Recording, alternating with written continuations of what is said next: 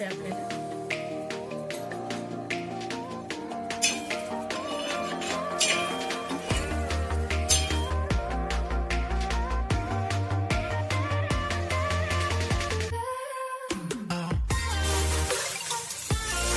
सगळं छान भाजून घ्यायचे आपल्याला आहे लाल मिरची आणि काळा मसाला आणि मीठ.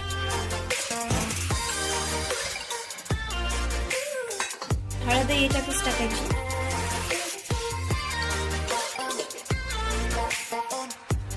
आणि आता हे मिक्सरला बारीक करून घ्यायचं आणि मिक्सर मध्ये बारीक केलेला मसाला,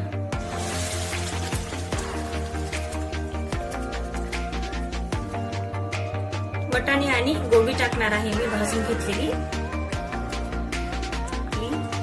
डावा स्टाईल गोबी आणि वाटाण्याची भाजी.